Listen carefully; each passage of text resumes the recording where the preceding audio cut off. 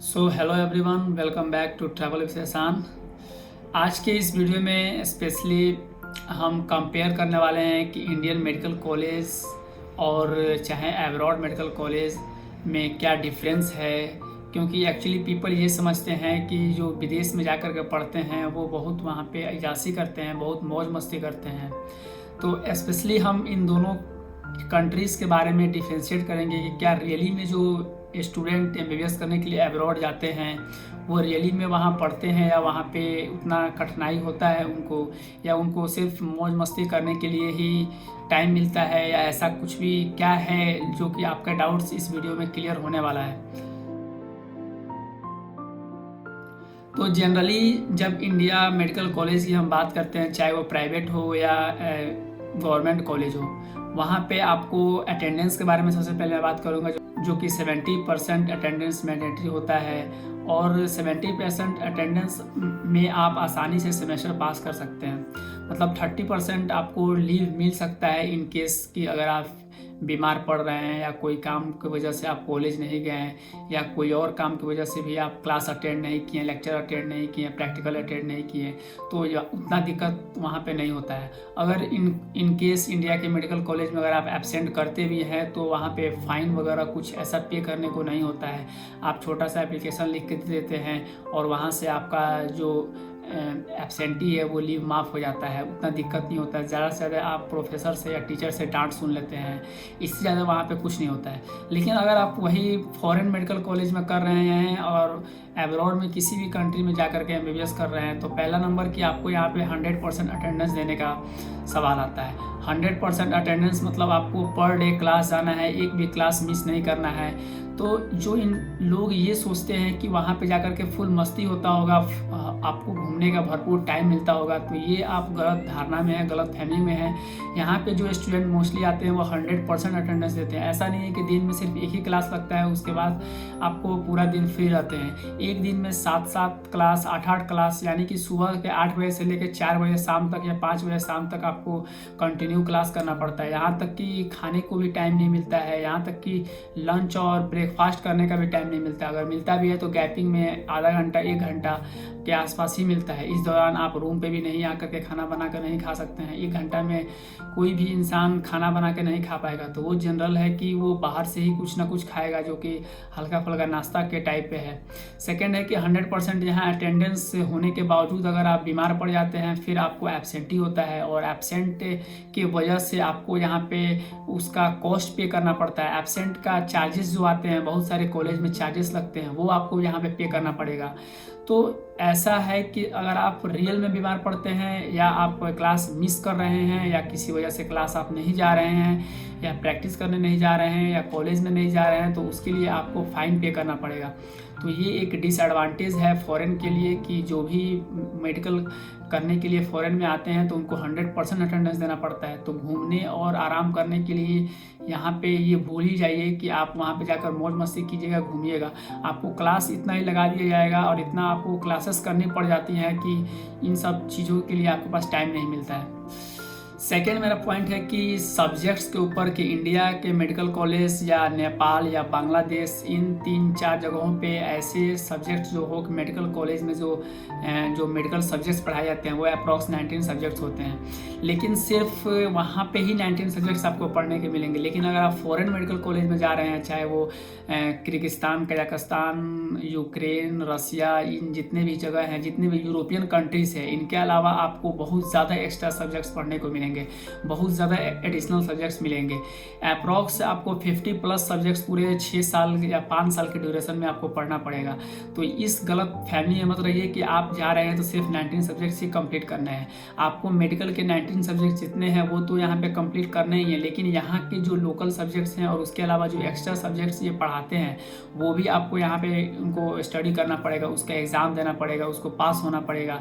तो ये जितने एडिशनल और एक्स्ट्रा सब्जेक्ट्स है ये बहुत ज़्यादा टाइम कंज्यूम करते हैं, बहुत ज़्यादा टाइम बर्बाद करते हैं। तो इसके वजह से ये भी एक तरह का डिसएडवांटेज है, जो कि फॉरेन मेडिकल कॉलेज में आपको बहुत ज़्यादा इन सब चीज़ों पर फोकस करना पड़ेगा, इसे पास होना पड़ेगा, इसे एग्ज़ाम अपीयर होना पड़ेगा आपको, और ये आपके लिए टाइम बहुत कंज्यूम करते हैं। तो आपको शायद मेडिकल सब्जेक्ट्स उतना पढ़ने को टाइम ना मिले, क्योंकि ये सब सब्जेक्ट्स बहुत ज़्यादा आपको मिल जाते हैं, जो कि हर सेमेस्टर बाई सेमेस्टर 3 या 4 एडिशनल सब्जेक्ट्स आपको उसमें ऐड होते जाएंगे और पूरा 6 साल तक आपको पढ़ना पड़ेगा।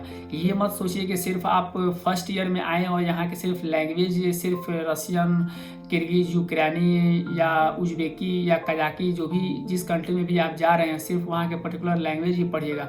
लैंग्वेज के अलावा आपको एक्स्ट्रा सब्जेक्ट्स बहुत सारे पढ़ने पड़ेंगे। जैसे कि एग्जांपल के लिए अगर आप किर्गिस्तान में आ रहे हैं किसी भी मेडिकल कॉलेज में, तो वहाँ पे सबसे पहले आपको फिजिक्स पढ़ाया जाएगा, केमिस्ट्री पढ़ाया जाएगा, मैथमेटिक्स पढ़ाया जाएगा, कंप्यूटर पढ़ाया जाएगा, बायोलॉजी पढ़ाया जाएगा, उसके साथ रशियन लैंग्वेज पढ़ाया जाएगा, किर्गिज लैंग्वेज पढ़ाया जाएगा, इंग्लिश लैंग्वेज पढ़ाया जाएगा, लैटिन लैंग्वेज पढ़ाया जाएगा, मनास पढ़ाया जाएगा, फिलोसफी पढ़ाया जाएगा, उसके साथ साथ आपको फर्स्ट एड पढ़ाया जाएगा। ऐसे बहुत सारे एक्स्ट्रा सब्जेक्ट्स जो पढ़ाए जाएंगे, जो कि मेडिकल सब्जेक्ट से ये हट करके हैं, और ये बहुत ज़्यादा आपको टाइम कंज्यूम करने वाले होते हैं। तो इससे आप ये सोच सकते हैं कि इंडिया में मेडिकल करना, इंडिया में एमबीबीएस करना आसान है कि फ़ॉरेन में एमबीबीएस करना आसान है। कि बहुत सारे लोग ये समझते हैं कि फ़ॉरेन में जा करके वहाँ पे बहुत ज़्यादा मौज मस्ती होता होगा। तो आप ही ज़रा सोचिए कि 5 साल में अगर आप इंडिया में एमबीबीएस कर रहे हैं, वही 19 सब्जेक्ट ही पढ़ रहे हैं, लेकिन अगर आप वही फ़ॉरेन में किसी भी कंट्री में जा रहे हैं तो आपको 50+ सब्जेक्ट्स पढ़ना पड़ेगा। यानी कि अगर इंडिया में एक दिन में 2 सब्जेक्ट का क्लास लग रहा होगा, तो अगर आप फ़ॉरेन में जा रहे हैं तो वहाँ पर आपको 6 से 7 क्लासेस लग सकता है एक दिन के अंदर में, जो कि आपको टाइम बहुत ज़्यादा कंज्यूम होता है और आपको सब पास करना होता है, सब आपको पढ़ना होता है। नंबर 3 पॉइंट इसमें है कि एकोमोडेशन के बारे में और फूडिंग के बारे में अगर हम बात किया जाए, तो अगर हम अपने कल्चर में रह रहे हैं, अपने सोसाइटी में रह रहे हैं, जहाँ पे हमें हर चीज़ मिल सकता है, एक सस्ता से सस्ता हम भोजन वहाँ पे कर सकते हैं। लेकिन अगर आप फॉरेन में जा रहे हैं तो वहाँ पे आपको एकोमोडेशन और फूडिंग के लिए बहुत ज़्यादा हाई कॉस्ट पे करना पड़ सकता है, क्योंकि यहाँ पे वो चीज़ आपको नहीं मिलेगा जो कि आप पर्टिकुलर आप चाहते हैं, जो कि सस्ता हो। यहाँ पे वही चीज़ मिलता है जो यहाँ के लोगों को पसंद हो, और वो चीज़ शायद आपको पसंद ना आए खाने के लिए। वो चीज़ आप पहली बार जा करके खाइएगा और शायद आपको वो पसंद नहीं आए और आपको मन भी नहीं करेगा। तो जो चीज़ आपको वहाँ पे नहीं मिलने वाला है, और कुछ चीज़ को जो आप पसंद करते भी हैं खाने के लिए, तो वो स्पेशली बहुत ज़्यादा हाई कॉस्ट पे मिलेगा। तो जो फूडिंग का चार्जेस है ये भी बहुत ज़्यादा कॉस्टली आपको मिलने वाला है, और एकोमोडेशन का जो चार्जेस है, यहाँ का लिविंग का जो चार्जेस है, रहने का जो चार्जेस है, वो भी बहुत ज़्यादा हाई होने वाला है। तो सिर्फ ये मत समझिए कि मेडिकल कॉलेज के जो फीसेस हैं, जो उनका जो कॉलेज का फ़ी है वो तो सस्ता है ही, लेकिन उसके अलावा जो रहने का जो खर्च आता है वो बहुत ज़्यादा हाई है यहाँ पे। लेकिन लोग असल में या कंसल्टेंट या कोई भी जो एडमिशन कराते हैं वो आपको ये नहीं बताते हैं, वो जनरल ये बताते हैं कि उस देश का करेंसी बहुत ज़्यादा लो है। तो एक बात आप ये समझिए कि अगर किसी कंट्री का करेंसी लो है तो वहाँ पे जो प्रोडक्ट्स मिलते होंगे वो बहुत ज़्यादा हाई मिलते होंगे। यानी कि अगर इंडिया में कोई भी चीज़ अगर 10 रुपये का पर्टिकुलर मिल रहा है, अगर उस देश का करेंसी थोड़ा सा इंडिया से कम है, तो वो चीज़ वहाँ पे इंडिया के अप्रॉक्स में वहाँ पे 15 रुपये मिलेगा। यानी कि इंडिया से भी बहुत ज़्यादा कॉस्टली वहाँ पे मिलना स्टार्ट हो जाएगा। तो ऐसे जो यहाँ पे आर्ट ऑफ लिविंग है, या रहने का जो कॉस्ट है, या फूडिंग का जो कॉस्ट है, वो बहुत ज़्यादा यहाँ पे हाई है। तो उसकी वजह से आपका एक्स्ट्रा खर्च बहुत ज़्यादा आने लगता है। और यही स्टूडेंट भी गलती करते हैं कि किसी भी कंट्री में जाते हैं तो पहले वहाँ के बारे में पता नहीं करते हैं कि वहाँ पे रहने में और खाने में कितना पैसा आपको एक्स्ट्रा लगने वाला है। और मोस्टली जो एडमिशन कराते हैं वो भी नहीं बताते हैं, पूरा बढ़िया तरह से स्टूडेंट को बताते नहीं है। वो बस आपको ये बताते हैं कि आपका मात्र 10 से 12 लाख में पूरा MBBS कंप्लीट होने वाला है, लेकिन आप वो ये नहीं बताते हैं कि 10 से 12 लाख में सिर्फ MBBS का फीस बता रहे हैं। उसके बावजूद वो 10 से 12 लाख आपको एक्स्ट्रा नहीं बताते हैं, जो कि फूड में, रहने में और खाने में लग जाता है। जितना आपका कॉलेज का बजट होता है उसका दुगुना आपका रहने में और खाने पीने में लग जाता है यहाँ पे। तो ये एक तरह से आपको नुकसान है कि अगर आप अब्रॉड में MBBS करने जा रहे हैं तो शायद आपको जो कॉस्ट है, वो बजट है, वो बहुत ज़्यादा इंक्रीज होने वाला है। तो जनरली जो बजट है, जो आपको कंसल्टेंट बताता है, तो उसका आप डबल या ट्रिपल लेकर के चलिए, तभी आप यहाँ पे प्लान करिए आने के लिए और यहाँ पे आइए। तो ऐसा मत समझिए कि अब्रॉड में जो स्टूडेंट जाते हैं एमबीबीएस करने के लिए वो बहुत आसानी तरह से एमबीबीएस करके आते हैं। वो भी बहुत ज़्यादा स्ट्रगल करते हैं, बहुत ज़्यादा मेहनत करते हैं, उनको भी टाइम कंज्यूम करके अपना स्टडी करना पड़ता है। अगर वो फ्लैट में रह रहे हैं तो उन्हें खाना बनाने के लिए, रहने के लिए, इन सब में भी बहुत ज़्यादा टाइम स्पेंड होता है, बहुत ज़्यादा टाइम कंज्यूम करके ही स्टडी अपना पूरा कर पाते हैं। बहुत ज़्यादा यहाँ पे एफर्ट लगाना पड़ता है, बहुत ज़्यादा आपको यहाँ पे मेहनत करना पड़ता है ताकि यहाँ के एग्ज़ाम्स जो है वो पास होना पड़े। आपको जो एक्स्ट्रा सब्जेक्ट्स जो लगाए जाते हैं यहाँ के कॉलेज में वो आपको पास होना पड़ता है। तो ऐसा मत समझिए कि मोस्टली जो स्टूडेंट जाते हैं बाहर में वो सिर्फ वहाँ पे जा कर के मौज मस्ती ही करते हैं या सिर्फ पढ़ते लिखते नहीं हैं।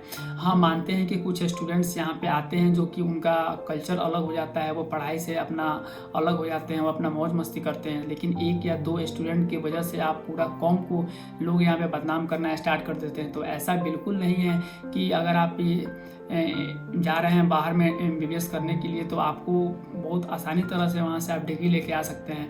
अगर जो स्टूडेंट यहाँ पे आते हैं जो पढ़ना चाहते हैं उनके लिए बहुत कम समय होता है, 5 से 6 साल और अप्रॉक्स 50+ सब्जेक्ट्स कवर करना। लेकिन जो स्टूडेंट नहीं चाहते हैं वो आसानी से यहाँ से पास करके चले जाते हैं, उनको उतना एफर्ट और मेहनत करने की ज़रूरत नहीं पड़ता है। फिर वही होता है कि नॉलेज बहुत कम होता है और फिर वही स्टूडेंट जाकर के इंडिया में बदनाम होते हैं जो कि प्रैक्टिस करते हैं और उनको कुछ नॉलेज नहीं होता है। तो ये तो कहानी हर जगह की है। इंडिया में भी बहुत सारे ऐसे स्टूडेंट मिलेंगे आपको जो कि उतना पढ़ने में अच्छे नहीं है या नहीं पढ़ पाते हैं या उतना बढ़िया से वो तैयारी नहीं करते हैं और वो भी एक तरह से देखा जाए तो वो भी पढ़ाई नहीं कर पाते हैं और जनरली पेशेंट को उतना बढ़िया से नहीं देख पाते हैं। तो ये तो हर जगह तो ऐसा डिफ्रेंशिएट नहीं करना चाहिए कि अगर कोई बाहर से मेडिकल करके आ रहा है तो उसके पास नॉलेज नहीं है या वो वहाँ पे पढ़ाई नहीं किया है, स्ट्रगल नहीं किया है। थोड़ा बहुत जो कॉलेजेस है जो पढ़ाने का तरीका है वो थोड़ा सा डिफरेंट है इंडिया के अप्रॉक्स, लेकिन मेनली जो हार्ड वर्किंग और प्रैक्टिस के बेसिस पे यहाँ पे स्टूडेंट्स और डॉक्टर बहुत अच्छे प्रैक्टिस करना स्टार्ट कर देते हैं। क्योंकि कोई चीज़ एक दिन में नहीं सीखा जाता है, उसके लिए टाइम लगता है, समय बिताना पड़ता है, उसके ऊपर कोशिश करना पड़ता है। तो ऐसे गलत धारणा और गलत ख्यालात अपने मन में नहीं लाइए कि मेडिकल कॉलेज जो बाहर से जो स्टूडेंट करके आते हैं तो वो कुछ नहीं जानते हैं या ऐसा कुछ भी गलत ख्याल अपने मन में नहीं लाइए। तो होप गाइस आपको ये वीडियो पसंद आया हो। अगर वीडियो पसंद आया हो तो प्लीज़ वीडियो को शेयर जरूर कीजिएगा और अगर आप चैनल पर नए हैं तो चैनल को सब्सक्राइब कर दीजिएगा। एक आपका छोटा सा कंट्रीब्यूशन हमारे लिए बहुत ही खुशी की बात हो गई। फिर मिलते हैं नेक्स्ट वीडियो में एक नया वीडियो के साथ, तब तक के लिए धन्यवाद। Thanks for watching.